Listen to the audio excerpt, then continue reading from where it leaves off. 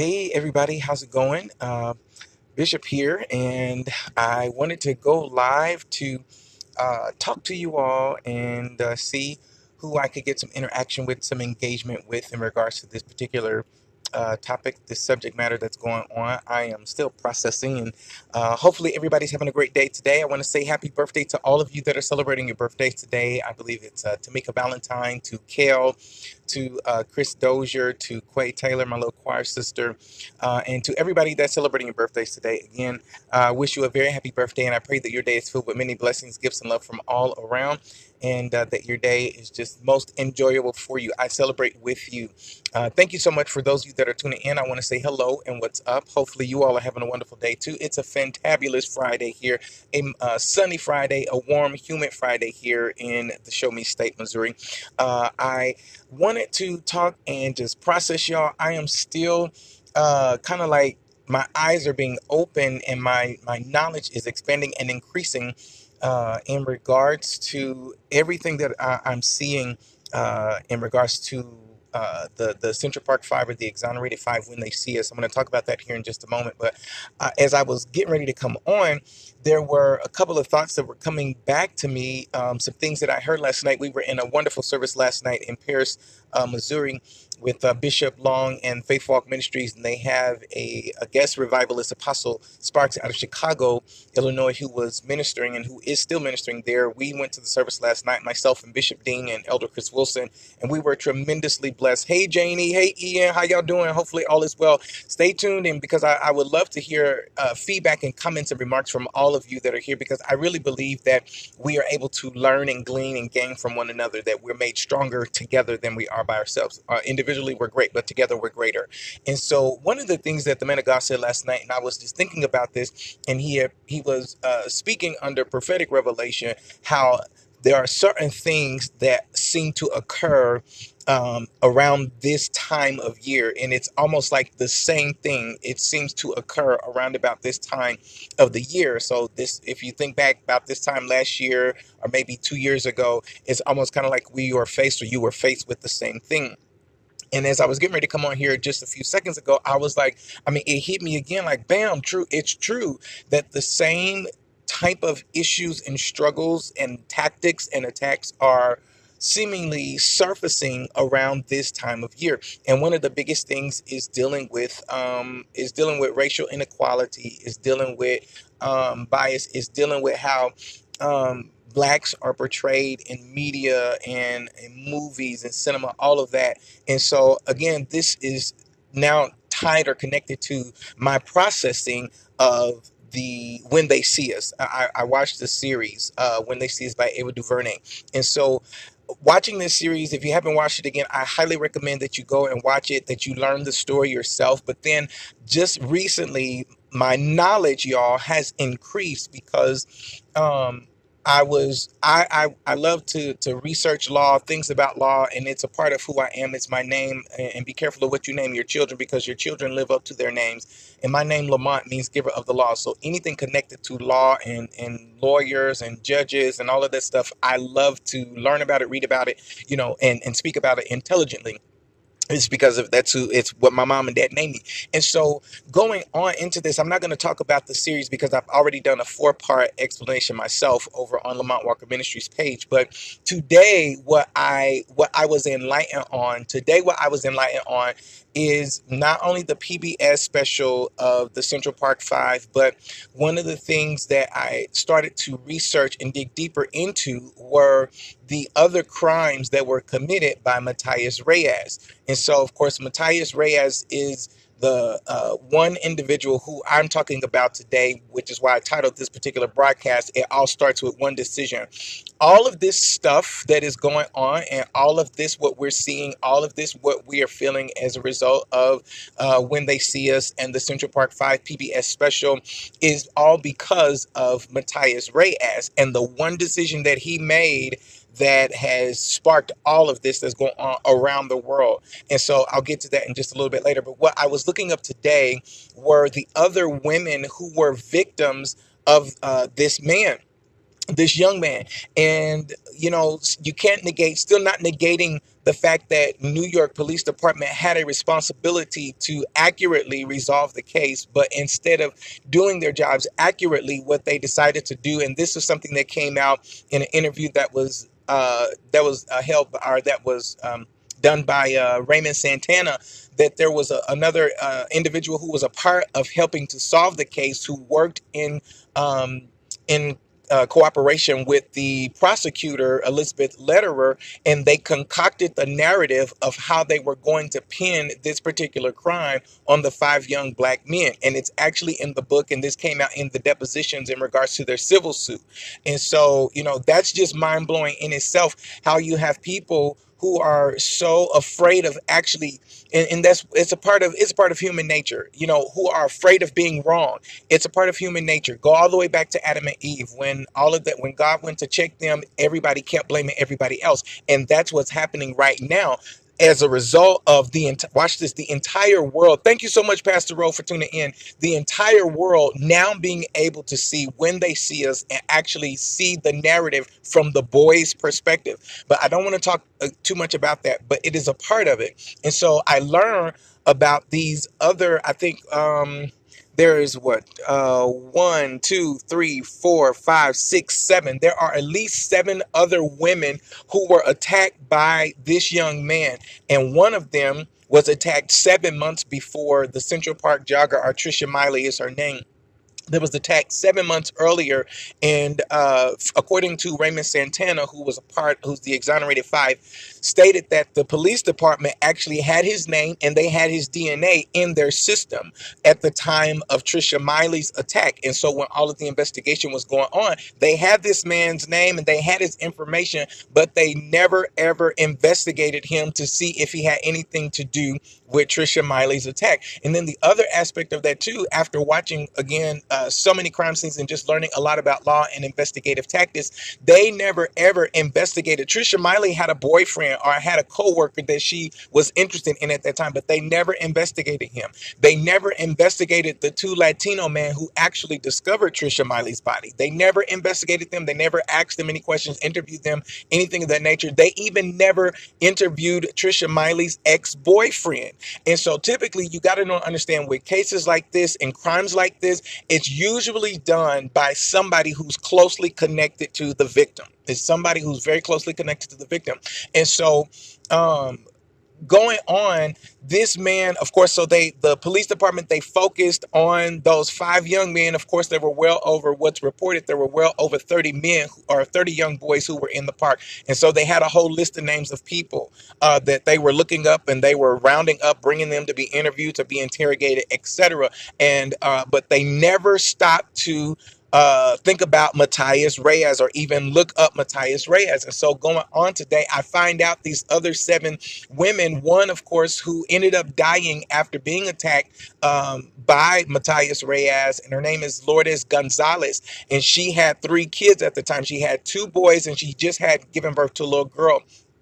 Who was, I think, about 3 months old at the time that she was attacked by Matias. And so what ends up happening is Matias goes in, he breaks into their house, and then her boys were real young boys. And so she put the boys and the baby in the room and locked the door. And then, of course, Matias, he stabs her and he rapes her or whatever. And so all of this comes out afterwards. Now, this is a part of Matias's confession in 2002. But this occurrence happened in 1989. This happened in 1989, but none of this ever came out until Matias had confessed to it in 2002. Now watch this, y'all. The only reason that we even find out about these other 8 or 9 victims is because of Corey Wise's encounter with Matias. And Corey Wise had nothing to do with anything. He wasn't even supposed to be a part of this situation. His name wasn't even on the list of the 30 young men that the police were rounding up.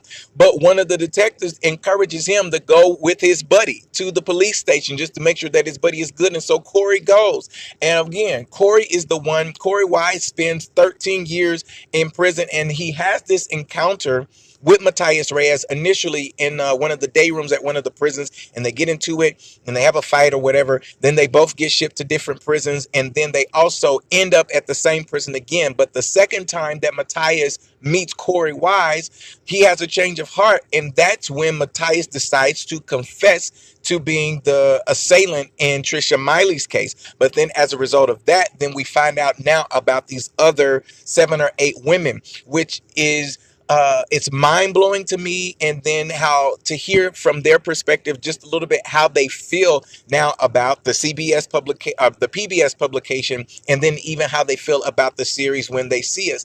And it is the children of Lourdes Gonzalez, who was the only victim of Matias Reyes to die, that her children are now, they are reliving the hurt and the wound and the pain of what they had experienced in regards to their mother. And of course, their mother is the only one who is not here to tell her story. So her story is being told somewhat through her children and through the police who had called, or who was called to the scene of the crime or whatever, and the reports are now being made available. But this is years later, only because Matias makes one decision, y'all. He makes one decision to confess to all of the other occurrences that occurred. But listen, it starts with one decision. So this is what I want to talk to you all about as I'm processing this. I always try to, again, leave everybody with a word of encouragement, try to leave everybody with a word of wisdom, try to make some type of impact that's going to renew your mind so that you can renew your body. And as you renew your mind and your body, you start to make healthier choices, and you start to live in a healthier manner. And it all starts with one decision. And you may think, and if you just stop and take an observation right now, we all, just up to this very moment, from the time that you woke up today until this very moment, you have made a plethora of decisions. And every decision that you make, watch this, it affects your entire life. And not only does it affect your life, but it affects the lives of several other people that are around you immediately and that are not around you immediately. Looking at this particular case, or this particular person, Matias Reyes, he made one decision. And that was back in 1988 when he attacked his first victim. And from there, it increased his hunger. It increased his desire to inflict more pain on other women, on other people. And now the entire world is affected. Hear me. The entire world, whether you've seen the series or not, whether you've seen the PBS publication or not. I didn't know anything about the PBS publication when it came out. And I think that was back in what was that, 2013 or something like that, when the PBS publication came out. I didn't know anything about that. But he made the one decision, and it has affected the entire world. But not only has it affected the entire world, but it also brought to light the misdeeds of the police department in New York, of the district attorney's office there in New York, and also brings to light that we need to start having the conversation about how we view each other in this world, how we view each other in this world. But going back to the point, that's right, Ian, directly or indirectly, every decision that you make, watch this, y'all, and I love it how Dr. Cindy Trim puts it. She says, you are just one decision away from living the life that you really want to live. Just one decision away. You're one decision right now. You and I, we are one decision away from living the life that we really want to live. And so this is why I encourage you to be very conscientious of the choices that you make. This is why I encourage you to read and gather information that's going to cause you to process and make the decision that you need, that puts your life on the course, watch this, and on the path that is upward and forward versus going down, are now living the life that Matias Reyes is living, which is behind bars for the rest of his life. And I just read that he's up for parole, I think in 2022.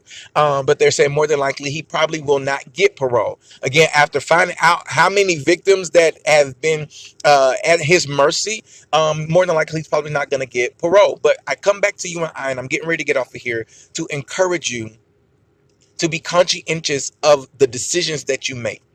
All it takes is one decision, y'all. All it takes is one decision. And even in the case of the exonerated 5, all it would have taken was one decision. Y'all, man, just one decision for somebody to say, okay, and I agree with Raymond Santana and Yusuf Salam, Corey Wise, Antron McCray, Kevin Richardson, for one person in the police department, on the detective squad, in the prosecuting office to say, wait, we may need to look at this from another angle. Wait, is there anybody else who could have possibly done this? Wait, are there any other victims of similar crimes? All it would have taken was one decision, which would have spun this in a totally different direction. And we would not be sitting here now, y'all listening to me, and y'all put in the comment section, we wouldn't be talking about this right now. And it brings to light so many other conversations that we have to have with our young black and brown young men of how you respond when you are engaged by law enforcement. How do you react? What do you do? How do you remain calm? What don't you do? So that you can live again to tell the narrative, so that you can live to tell the story of what actually occurred. And it's very sad that we have to have these conversations because and we're seeing it over and over and over and over. And it goes to the power of media. And they were talking about like how the media portrayed these five young men at the time as being monsters and criminals, and the artwork that was drawn of them when they were going through their trial proceedings, their court proceedings, and how they were made to look like monsters and how they were made to look angry. Hey, Aunt Glory, Lori, good to see you. Thank you for tuning in. But it all starts with one decision, and so it goes back to be conscientious of the choices that you make. Try to gather as much information as you can to make a well-informed decision. One of the texts that I believe and that I read is that we perish for a lack of knowledge. So what that means is oftentimes we're making decisions without information, and it causes us to perish. We are dying. Same thing that happened with those boys. They ended up in that place where they were because their parents didn't have the knowledge to make the decision to say, hey, wait a minute, maybe we need to get an attorney in here. And then the boys also, they suffered because they didn't have the knowledge that, hey, while we're being interrogated, we probably need an attorney. But again, going back to, again, we don't even have the knowledge of Matthias Reyes' beginnings, because nobody is born a criminal. Nobody is born a rapist. Nobody is born a murderer. Nobody is born a liar. What happens is we are all products of our environment. These are all learned behaviors. Hear me what I'm saying. And I think that some are more prone to certain behaviors and characteristics than others, but it's a result and a part of the environment that we grow up in. We learn these behaviors. Nobody is born a racist. They learn how to become rapists or racist as a result of the information that is fed into them. I hope somebody shares this with your family members, your friends, your coworkers, etc., people that you are connected to. Because again, we need to start changing our mindset. We need to start looking at things from a different perspective. And I confess, or I admit, I had to read the book called Under Our Skin by Benjamin Watson.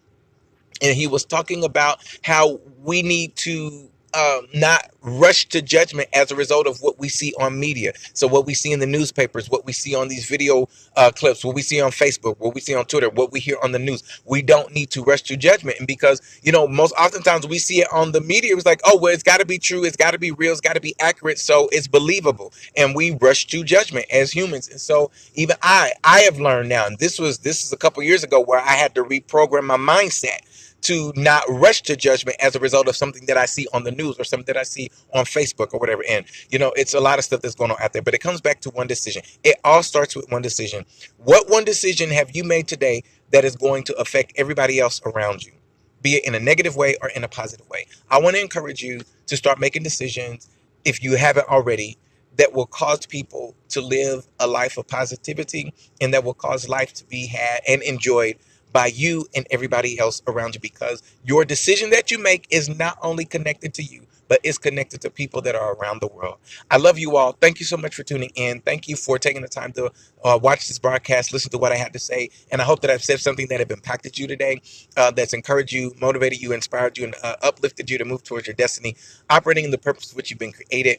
Go watch the 13th. Go watch When They See Us. Watch the Central Park 5 PBS special, and even any other articles and publications that you can find about the other 9 victims. I think it's like 8 or 9 women, who are now starting to tell their story. Because one of the lines that was so impactful in this article that I read online, it says that the other 9 women have been written out of their own stories, because the When They See Us series is focused on the 5 exonerated. The PBS special is focused on the Central Park 5. And then even Trisha Miley, she wrote her own book, and that's how she started to tell her story. But she doesn't even recall, or she can't recall the events that happened that night because of the damage that was done to her, the severe beating that she endured. She's not able to recall. She couldn't remember anything. And so she talks about life before the event and she talks about life after the event. But now the other women and the other children, the other families are now starting to share their stories, and they're starting to talk about how it's not an exciting thing. It's not a happy thing. But, when they see the series and when they see the publication, how it causes them to relive the traumatic events that have occurred and that have forever shifted their entire lives and their families. And so, again, every decision that you make, it affects not only you, but it affects the people that are directly connected to you and those that are indirectly connected to you. So I'm signing off by saying, hello, 2019, man. I want to encourage you to have a wonderful weekend. Make a decision that will cause you to live free. Make a decision that will cause you to live happy. Make a decision that will cause you to live wealthy and to live blessed and a prosperous and a joyous, peaceful life. All right. I love you. What's to come for you and for me if we make the right decision is better than what's been. Mad love.